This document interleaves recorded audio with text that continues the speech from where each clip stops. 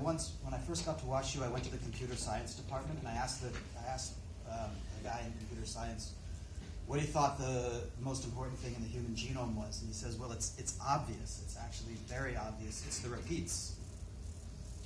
And I said, well, why?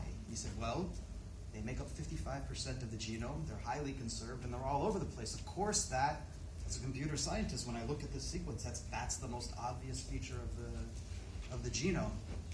And I guess, I think that's wrong. I think probably you probably think that's wrong too. So I guess what I'm saying is, it is still actually important to ask questions. The computer setup is impressive. There will not be a computer large enough to replace the brain, replace asking an important question. If you don't ask an important question, then it doesn't matter how big the computer is that crunches it. So I would encourage you, this is what I tell my own students, is that I would encourage you at every twist and turn that your project takes, you should always be asking yourself, why is what I'm doing important? And if you can't answer that question, then there's a problem. I think a lot of times, I always ask students this question, why is what you're doing important? And a lot of times the answer that I get back is, well, this is what my advisor told me to be doing. And I think that that often leads in bad directions. So I would say the first piece of advice is, while it's great that we can collect all of this data and do all this computation, I still think that the hypothesis is not yet dead. That the person who goes in with a good question will always come out with the best answer. The second thing that I think is particularly relevant to this group is I would really, really encourage you to ask your own questions. It often seems to me that the big challenges and the big questions are set by a few people sitting in Boston or maybe San Francisco, and the rest of us, or the rest of the world, sort of piles onto the grand challenges that have been set in other places.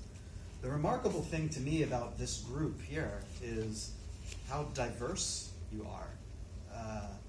And diversity is good not just because of moral reasons, but diversity is good because groupthink is actually the enemy, right?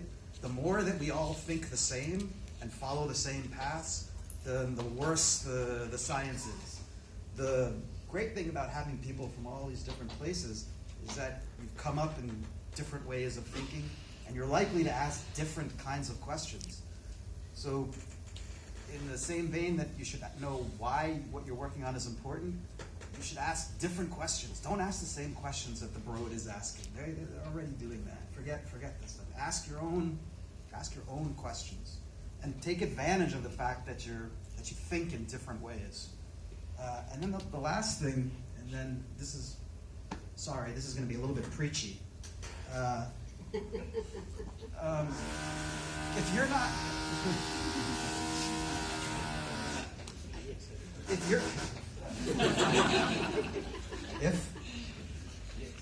if you're not failing 90% of the time, you're not doing the right thing. You need to be failing 90% of the time. Okay, don't be timid. If everything you're doing is working all the time, you're not doing anything that's very interesting.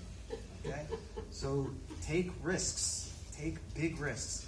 I always say, when you're a graduate student or when you're a postdoc, you have very little responsibility. The penalty for failure is so low when you're a graduate student. What's the worst that can possibly happen to you? Not very much, if you think about it. So take risks, think differently, and ask important questions. That's all I got.